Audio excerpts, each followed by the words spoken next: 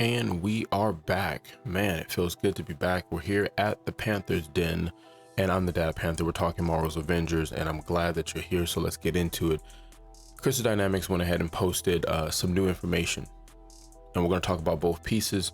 And the first one we're going to talk about is the cosmetic improvement or changes that are happening soon in Marvel's Avengers. Now, basically what they're saying is moving forward, when it comes to the cosmetic, they rather have a situation where you're able to grind for the item that you're looking for rather than it being more kind of random, and you don't really, especially as a new player, you really don't know how you're going to get patterns to go ahead and get the skins, legendary, epic, anything in between, right? And it's clearly a big change from when the game launched. I mean, I remember farming over and over again because there were missions where you were able to get, whether offline or online, able to get increased chance of patches or patterns. So they're going to make those changes. Now, the changes, I think the wording of it is, it's going to happen in, like, I guess a wave as they progress stuff. So they're going to change stuff on the 18th, I believe.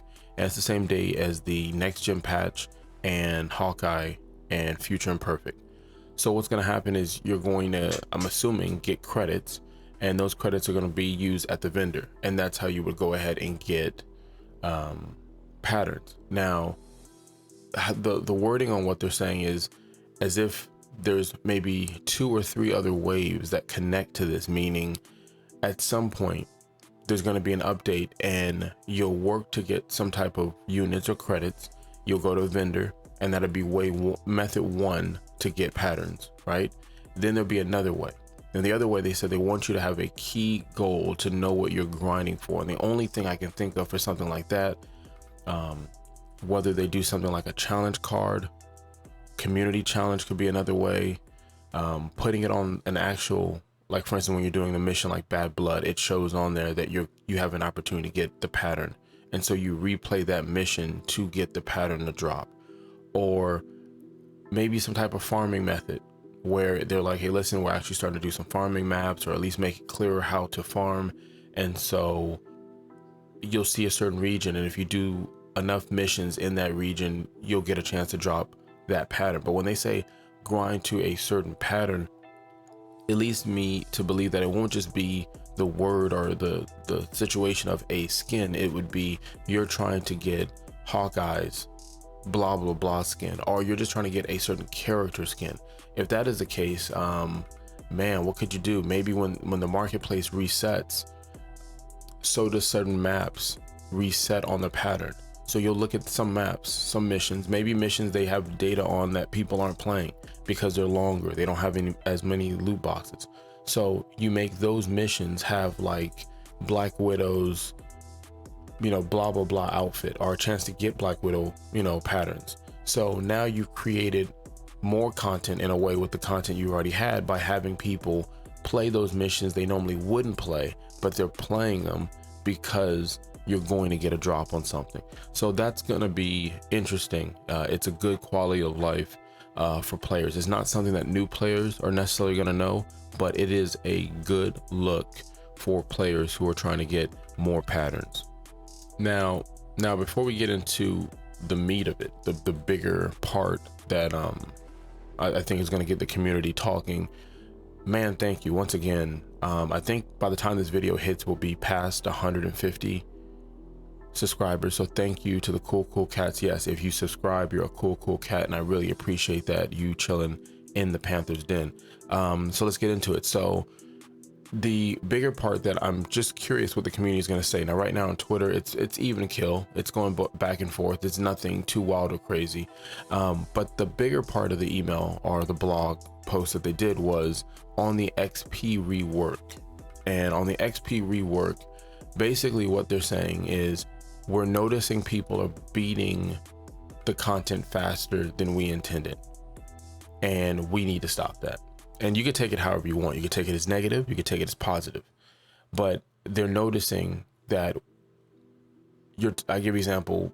Kate comes out, and in a day you can get Kate to power level 50, gear level 150, and they're making it where it's going to take more XP to move up in the levels. So at about, I think what they said was level 25, you're going to notice that you're going to need more XP to increase the level.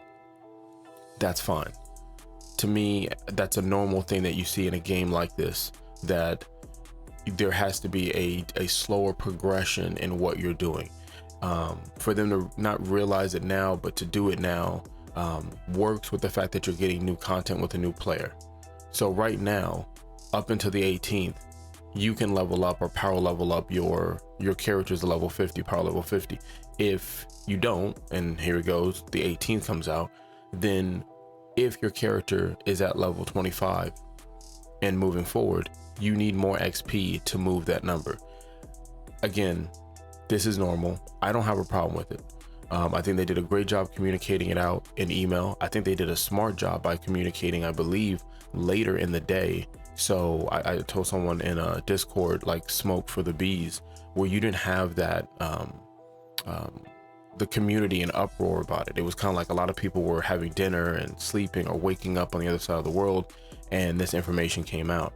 Now, for the situation of XP, now I think it would have been nice to put a graph or some visualization with it, if not something as simple as a percentage, so that the hardcore players, or the players who really, tackle the numbers on, loot drop chances and things of that nature, could take that information and create content with it, and just make it simpler for other people who are like, okay, well, it's gonna be more missions for me to get from 26 to 28.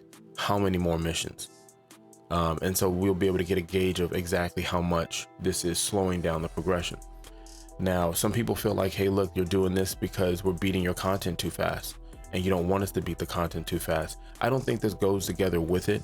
I mean, it helps, but whether or not your character maxes out at XP while trying to finish Clint's storyline doesn't change the storyline. You're still going to finish the storyline. I think it's going to be about a 3-hour storyline. So I think you're going to finish it regardless. I don't think that changes anything, to be honest. Now, I will say, like I said in previous recent videos, the devs, especially the devs on the stream, Andy, LK, Phil, and the mods with them, they've done a great job communicating. They've been in other people's Discords answering questions, and they did a great job on the last stream. But on this one, it's interesting, and it's not them. It's Crystal Dynamics and how they put it together. This comes out yesterday on the 3rd of March, right? And the deep dive was on the 26th of February. Leads me to believe that they knew this before the deep dive. They knew this at least at the deep dive, that they were going to do the reworking, okay, before this comes out on the 18th of March. So to tell us now, when I believe there's more information to tell us, we're going to see how they're going to execute this as we get ready for Hawkeye. Now, mind you, Phil, the devs did mention this in a previous stream. I don't know if it was last stream or the stream before, but they did mention a rework to this. They mentioned a rework for the marketplace, for the patterns. This is stuff that they mentioned. Same thing with the gear or the loot 2.0. There's stuff that they've mentioned before. They can't say the full dates, and you can kind of see it on Phil's face and Andy, that they know things that they wish they can tell us. They want to tell us. They want to keep us in the loop, but for whatever reason, that's not information that we're gonna get right now. Now, in my opinion, what would have went really well with this, would have paired nice, other than having Hawkeye coming out and Next-gen coming out, and even just sidebar for a second, with Next-gen coming out, it would be nice to start to get more clarification on what comes with Next-gen. How much is the download going to be for the patch for current gen and Next-gen on this patch on the 18th? What are the features that come with it? The harm room that you're seeing in the background right now, that Intel leaked and then later removed off, that we found out is not just for PC, it's coming for everything. To have a conversation about that, the cat's out of bag on that, no pun intended.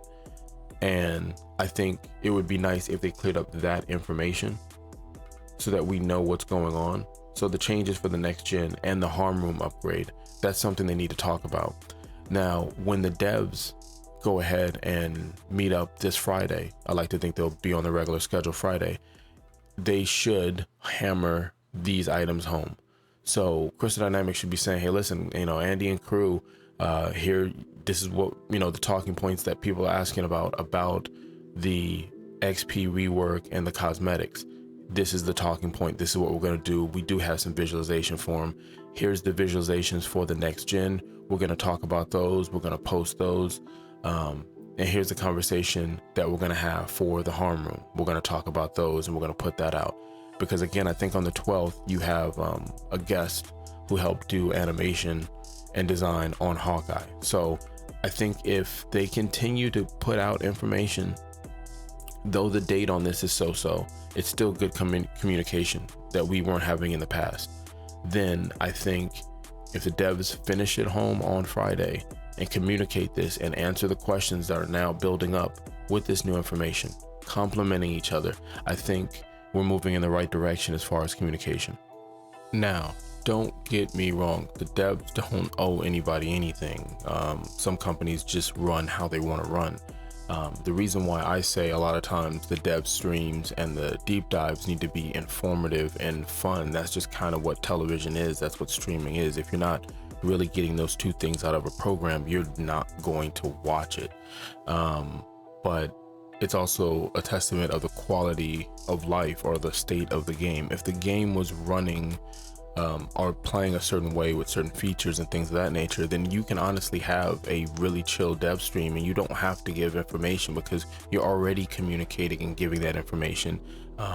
You're listening to the community, you're already adding certain features, you're doing buffs and nerfs, and the balancing is there, so you don't have to go into detail. But right now, as they prepare, I honestly believe they're preparing for a relaunch, and I'm not calling this a relaunch. I think every time they put out a new character, it's a victory for the devs because they can focus on another part of the game. Remember, early on when they were having the bugs and the issues and things were thrown off with the working from home, I believe they went to a skeleton crew because they weren't at profit, they were in the red. The goal is to, in my opinion, lower the price of the game so more new players play the game. You get out of the red into the black, you're profitable.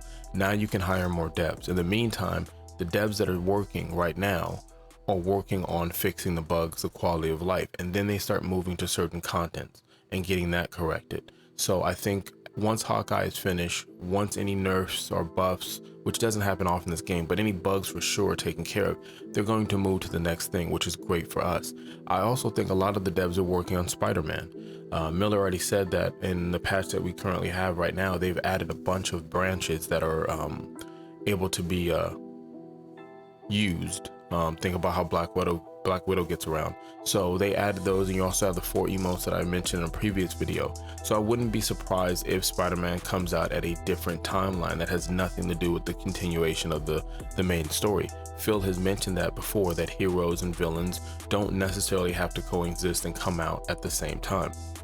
So I'm not thinking this is going to be a relaunch unless the quality of life, the state of the game is better. Then you relaunch it, meaning that you're showing to a bigger public or players who left the game come back. But if you're using Hawkeye as a relaunch, I don't see it because some people never even came back with Kate. Now, sure, we're not going to get Spider-Man, but I think it's going to be soon. Gear 2.0, there's no date on it, but I think that'll happen soon.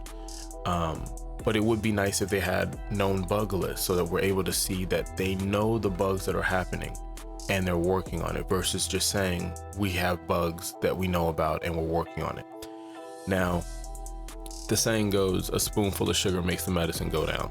And I know this video is a little long, but I like to hope that it's a little sugar because there's content in here. This is what I would have liked, and this is a lot of stuff, but this is what I would have liked on top of this, I guess this little update or this patch they put in. If they would have said, hey, look, if you get past level 50, you know how some of us have already had, like all my characters are at level 50 already. So if they're like, hey, listen, you're past level 50, you just hit 51. It doesn't count, but you know what I mean? You've already passed it. That little meter keeps restarting. You should get a loot box. And in that loot box, you would get some units, you would get some mats, especially poly. Everybody's fiending for poly right now. And you would get a loot box that has gear. So you would randomize an opportunity to get gear. Now, is it going to be legendary or exotic? No, but the fact that you're rewarded for the fact that you went past 50, especially with the fact that now levels, meaning you have to do more, I think would help players and motivate them to keep playing, because they might not be playing for what that mission is going to give them, but they might be playing as another way to farm polys and certain material. So that would work. Now, I do like how they have smaller patches in the back. In previous videos, I told you it's not uncommon for games that are setting something up big to do smaller infrastructure patches. And they have. I think we're on patch 3 or 4 as we get ready for Hawkeye. It would have been nice if they would have added loadouts with this. It doesn't necessarily have to be waiting or holding for gear or loot 2.0 to say, hey, look, you guys will have the opportunity to have 3 loadout sections or 2. That'd be a quality of life that people are asking for. Farming quality of life, to say, hey, look, we cleaned up the map and made it easier for new players and old players, and for you to farm certain materials, whether it's poly, whether it's, can't think of anything, mother loving ham sandwich, but you get what I mean. Item lock. There's so many people who delete stuff on accident because there's no item lock button.